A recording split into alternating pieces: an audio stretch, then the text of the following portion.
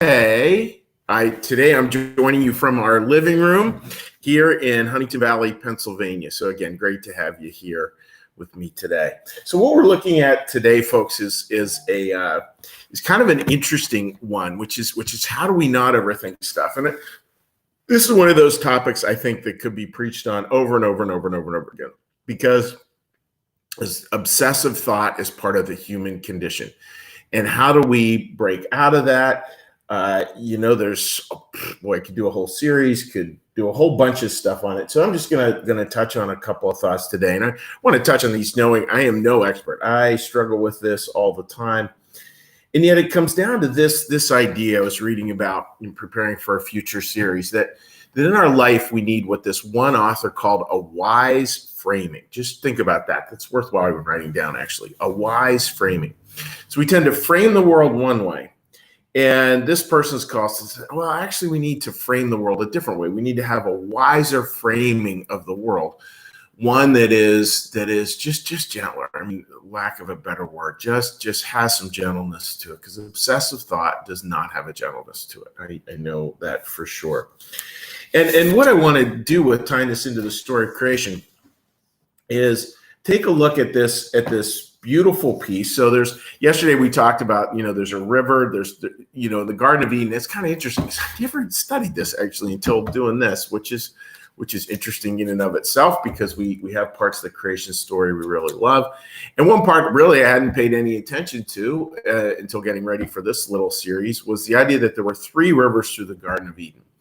1, 2, and 3. And obviously these are talking about what's going on in us, what's going on in our lives. Geographically, were they there or not? Out in the ancient Mesopotamian basin, I don't know. It doesn't really matter, because this is about poetry that's to help us with something with ourselves.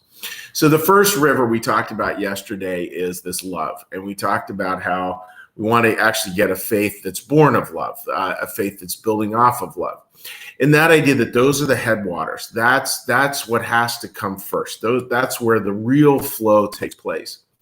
And then the story goes on to say there are 2 other rivers. And don't think of these as kind of 3 equal rivers. Think of them as sequential. 1, then 2, then 3. So think of the first river as love. The second river, which is the river Gihon, as knowledge. And the third river, Heidekel. And I'm sorry, I'm really bad with those pronunciations of those ancient words. Heidekel, that's the third river, and that is reason. So love, knowledge, and reason. Love, knowledge, and reason. That's really fascinating to me. If we can think of those sequentially, like love first, then knowledge, then reason. That's really interesting, right? And it's fascinating because so much of the time when I get stuck, my reasoning brain will rapidly pick out all the information that it quote unquote needs. So imagine, folks, you're in a bad way and you're just overthinking something and over worried about something and stressing about something, right? And that's where your reason is. That's where your cognitive abilities are. They're kind of churning around all that stuff. They will pick out any knowledge that actually reinforces that. And then love comes a distant third. And that's a really hard place to be. Now flip those, right? Imagine reason in the third place, love in the first place. Love also will look at the information. Also will look at the knowledge. We'll look at the second river and watch that river flowing past. And what it will do will be, it will pick the things that it needs to pick from that, the things that are loving. Now there, folks, I mean, what a different way of seeing the world, where those pieces that are loving now are picking up the information. And from that, we can reason, we can talk, we can debate, we can maybe even argue, but it's all stemming from love. I think this is really big. And this is very much a Christian New Church perspective. I remember years ago, actually way back in seminary, coming across this definition of truth in a seminary class. And the definition of truth from a Christian Swedenborgian perspective is truth is the form of love. Just think about that for a minute. Wow. Because I know how easily truth, especially within church circles, how easily and readily truth can get weaponized. You see it happen all the time. So, folks, to pull this together here, what we really need is we need a wise framing. And think about this in terms of a wise framing.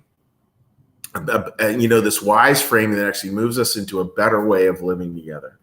We could think of one form of phrasing as as being, really starting with reason and intellect, but the problem is that can get obsessive. When it gets obsessive, it will pick certain knowledge, certain facts. Love becomes a distant third. Or we could flip the framing and come from love, think, what is loving here? And allow that to pick the knowledge and allow that to then create a certain reason, a certain way, a certain mental discipline of how to see the world, how to hold the world, how to move forward. I think that second one is a pretty good deal. And I'm sure there are parts, we want to be super careful we never ever state it. There are certain pieces where reason, I'm sure, could come first. And, we could share on that sometime. I'm sure there are places where reason needs to come first and where love needs to come third. And I think most of the time, especially if we're wrestling with obsessive thought, let's do it in the other way. Let's really try to think, okay, what's the loving thing from here? How would love see this? What knowledge would love pick out of the little news ticker tape that's flashing across my screen? Then how do I use that to actually get a good rational approach, a good reasonable approach to the world? So that's my thought for today, folks. I hope that makes sense for you. And it's kind of cool, thinking about those three rivers. And I think it really is pretty interesting stuff. We start to see the poetry like that in the Bible. So with that, friends, what we're going to do is we're going to do a little meditation here. The meditation will be followed by a prayer, will be followed by a blessing, and then I'll be saying hi to some folks on our social media platforms. So with that, friends, let's get a little breath.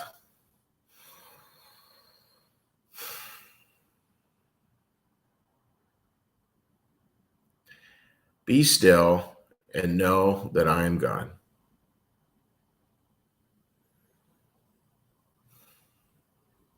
Be still and know that I am.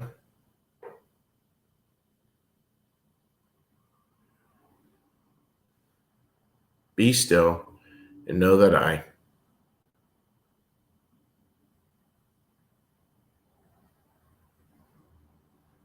Be still and know that.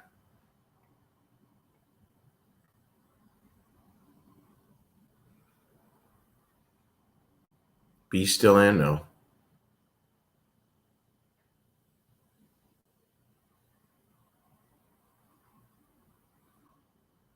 Be still and.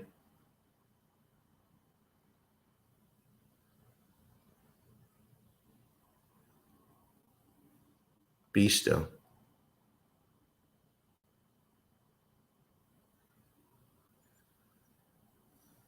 Be.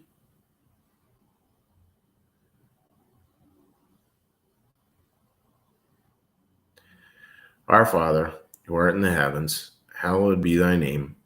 Thy kingdom come, thy will be done, as in heaven, so upon the earth. Give us this day our daily bread, and forgive us our debts, as we also forgive our debtors. And lead us not into temptation, but deliver us from evil. For thine is the kingdom, and the power, and the glory forever. Amen. May the Lord bless you and keep you. May the Lord make his face to shine upon you and be gracious unto you. May the Lord lift up his countenance upon you, bring you peace, and bring you home. Amen. All right, dear friends, let's take a little look here at any comments we have on social media. And again, I hope your folks are doing really well. I hope you have a beautiful day. I am, just so you know, I got off to an epic start, which is, I realized I forgot the computer I need for all my big meetings. I forgot it at the cabin yesterday, which is great. So I'm trying to sort of practice what I preach and be a little at peace this morning with that. All right, Linda, good morning. Leaving for Colorado tonight. Road trip to beautiful places created by God. Yeah, Colorado is beautiful. Colorado is one of those states. You've been there a couple of times. Been privileged to preach out there a couple of times, actually. And it's almost fake. Like, it just looks so beautiful. It's hard to put into words. Really something else. Patricia, great to see you joining us today, and I hope you're doing well, my friend. Susan, great to have you joining us from out there in Michigan. Hope you are doing well. Jen wishes everyone a fantastic day, as do I. Ray, good morning, and I can't wait to hear about this trip, Ray. You know, that just sounded so cool. Marcus, good morning to you, buddy. Gene, good morning to you down there in Maryland. I hope you're doing well. Linda writes, what would love do? How would love see this person's situation? Always a good question. And it certainly is. And it's just interesting, right? Like, being a loving person, you pick different kind of information, and maybe even on occasion you pick the same information, but it just looks very different. I was talking to one of our congregants, Beth, and I can get super forgetful about stuff, and my first response is, what an idiot. And I am, and her first response is, look, she battles some forgetfulness, as she said, what I've come to is, look, I just leave a trail. I thought that's a much better way at looking at the world. Much better. Yeah, now you're on, right? Right, Mandy, you did Mandy writes, now you're on. Yeah, you just can't beat it, Mandy, right? Of course, it's just been. And so what I do is I take forgetting the computer and our yard and a broken mower, and I make that life. And that's not good. So if you are falling into that, folks, don't do it. Just say no. There you go.